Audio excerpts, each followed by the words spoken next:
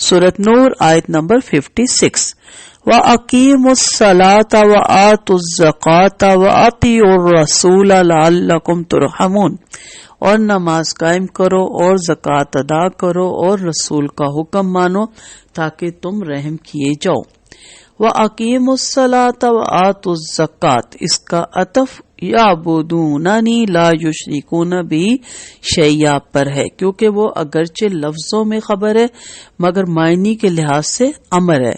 گویا یہ کہا جا رہا ہے کہ اعبدونی ولا تشرکوا بی شیئا واقیموا الصلاۃ وآتوا الزکاۃ.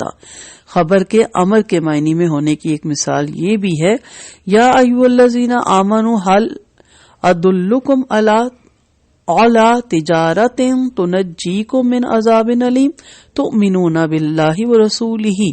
اور آگے اللہ نے فرمایا یغفر لکم ذنوبکم. تو اس میں یغفر پر جزم اس لیے کہ یہ امر کا جواب ہے جو تؤمنون باللہ ورسولہ کی خبر کی صورت میں ہے. اس آیت میں اللہ تعالیٰ نے خلافت عرضی کے اصول اور اللہ تعالیٰ کی رحمت کے حقدار بننے کا طریقہ بیان فرمایا ہے کہ ایک اللہ کی عبادت کرو اور اس کے ساتھ کسی کو شریک نہ ٹھہراؤ.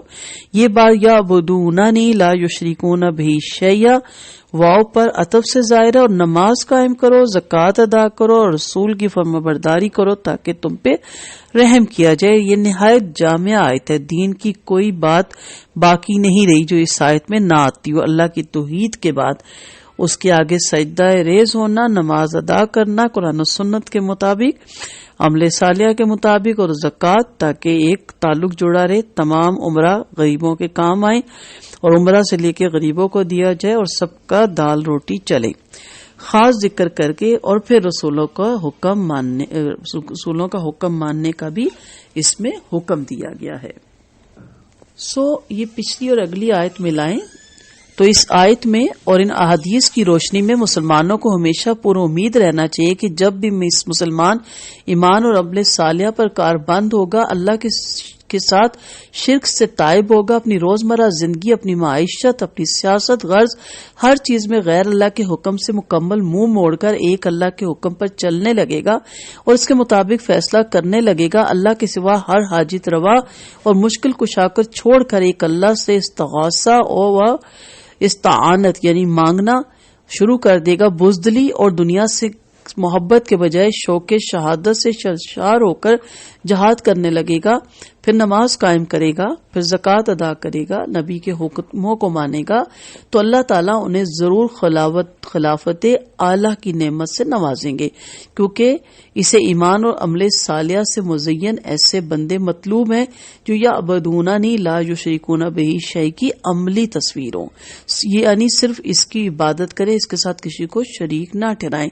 البتہ یہ حقیقت بھی پیش نظر رکھنا ضروری ہے کہ جب تک مسلمانوں کی موجودہ حالت نہیں بدلتی تو ان کی عدالتوں میں کفار کا قانون رائج ہے، ان کی تجارت سود پر مبنی ہے، ان کی حکومت کا طریقہ کفار سے لیا ہوا ہے، اور ان کے معاشرے میں ہندوانہ اور یہود و نصارہ کی رسم جاری ہے، ان کی مساجد کے اندر پختہ قبروں کی پرستش ہو رہی ہے.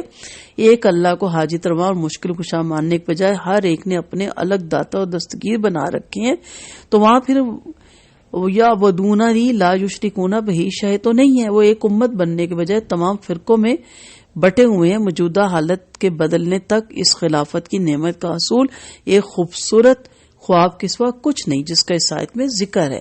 تو صرف اس کی بندگی اور زکوٰۃ کی ادائیگی اور اللہ کے رسول کے حکم کے مطابق جب زندگی گزاری جائے تو تاکہ تم پہ رحم کیا جائے، اللہ کی رحمتوں کا نزول ہو، اللہ اپنا کرم کرے اور اللہ تعالیٰ اسلام کی خلافت کو ساری دنیا پہ نافذ کرے.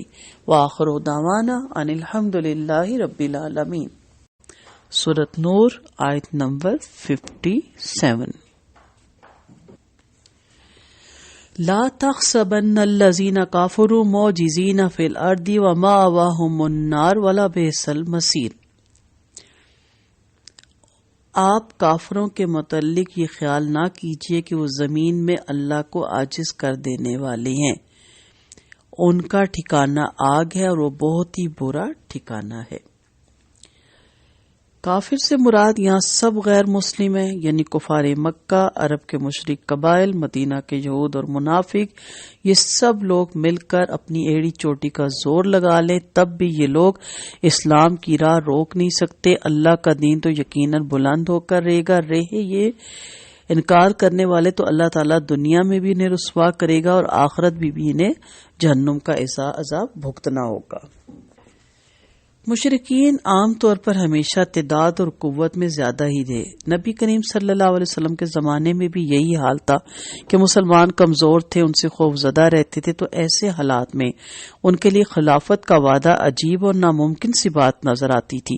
اس لیے فرمایا کہ کافروں کے متعلق یہ گمان ہرگز نہ کریں کہ وہ اللہ کو مقابلے میں عاجز کر دیں گے۔ یہ لوگ جتنی تعداد اور قوت میں ہو، جتنی چال بازیاں اور فوجیں اکٹھی کر لیں، مقابلہ ان کا اللہ تعالیٰ سے، اور اللہ تعالیٰ کو یہ لوگ کسی صورت مقابلے میں عاجز نہیں کر سکتے، کیونکہ ایک طرف یہ ہے اس کی مخلوق کمزور اور دوسری طرف اللہ کی ذات جو ان کا خالق ہے۔ اس سے بڑی کیا بے وقوفی ہوگی کہ اس خالق کے ساتھ انہوں نے نعوذ باللہ جھگڑا مول لیا ہوا ہے اور ان خالق کے ساتھ وہ مقابلہ کر رہی ہیں۔ اللہ تعالیٰ اپنے ایماندار بندوں کو صرف اپنی عبادت کا حکم دیتا ہے پچھلی آیات میں کہ اسی کے لیے نمازیں پڑھتے رہو، اور ساتھ ہی اس کے بندوں کے ساتھ حسن و سلوک بھی کرتے رہو، ضعیفوں، مسکینوں، فقیروں کی خبر گیری کرتے رہو، مال میں سے ہر ایک کا حق یعنی زکوٰۃ نکالتے رہو، اور ہر امر میں اللہ کے رسول صلی اللہ علیہ وسلم کی اطاعت کرتے رہو۔ جس بات کا وہ حکم فرما رہے ہیں بجا لاؤ، جس امر سے وہ روک جائیں یقیناً جانو تو آپ بھی رک جاؤ، یقین جانو کہ اللہ کی رحمت حاصل کرنے کا یہی طریقہ ہے۔ تو جب خلافت مل جائے تو خلافت میں کرنے کے کام کیا ہے؟ وَأَقِيمُوا الصَّلَاةَ وَآتُوا الزَّكَاةَ وَأَطِيعُوا الرَّسُولَ لَعَلَّكُمْ تُرْحَمُونَ۔ تو صرف نماز خود ہی نہیں پڑھنی بلکہ اس کا نظام قائم کرنا ہے، دوسروں سے پڑھوانا ہے، زکوٰۃ خود ہی نہیں دینی بلکہ دوسروں کو بھی اس کی طرف راغب کرنا ہے، اور اپنا سارا نظام رسول کے نقش قدم پر چلتے ہوئے ڈھالنا ہے۔ یہ سب کرو گے تو پھر تم پر اللہ رحم کرے گا، اور ان سب باتوں پر عمل کرو گے تو پھر دشمنوں سے مت ڈرو۔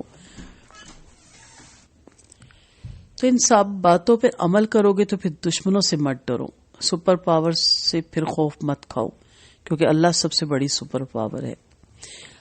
اور اگر تمہارا اپنا کردار مضبوط ہوگا تو پھر کافروں سے مت ڈرو۔ اس لیے یہاں پہ کہا گیا کہ لا تحسبن الذین کافروا معجزین فی الارض، مادی اسباب سے عاجز نہیں کر سکیں گے وہ تمہیں۔